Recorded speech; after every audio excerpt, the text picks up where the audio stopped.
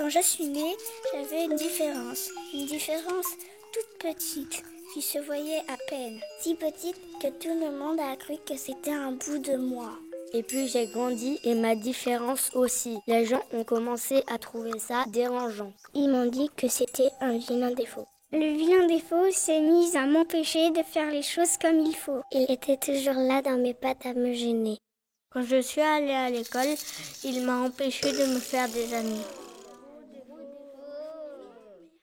Il m'a empêché d'écouter et d'apprendre. J'avais honte de ces grosses colères.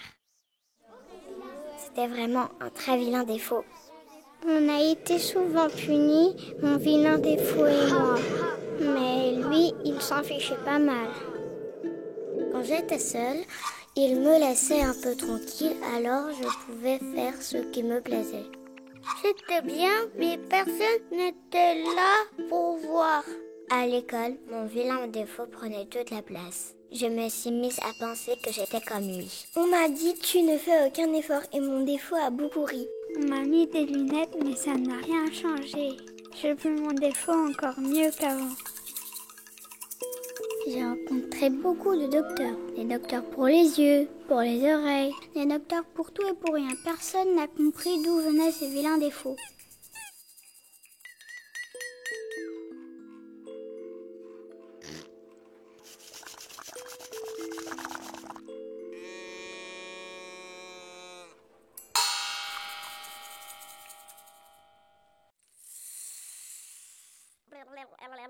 Et puis mes parents m'ont emmenée chez un docteur différent. Un docteur qui avait un défaut lui aussi. Un défaut tout petit. Je lui ai demandé pourquoi son défaut n'était pas de la même couleur ni de la même taille que le mien. Il m'a répondu, des défauts, il y en a plein. Qui empêchent de voir, de bien écrire ou de bien lire. Des minuscules, des gigantesques. Il m'a expliqué que le sien n'avait pas toujours été petit, qu'on s'était beaucoup moqué de lui, qu'il avait dû faire beaucoup d'efforts, que ça avait été long mais pas très marrant.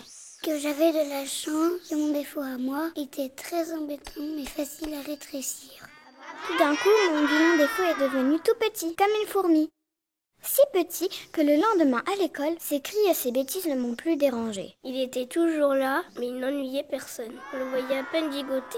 Je suis devenue le plus fort, j'ai réussi à écouter et à apprendre. Tout était simple finalement. Les autres l'ont vite oublié. J'ai été invitée à des goûters et à des anniversaires. J'ai été le premier en poésie et je n'ai plus été punie. Et c'est moi, enfin, et moi seule, qu'on a vu.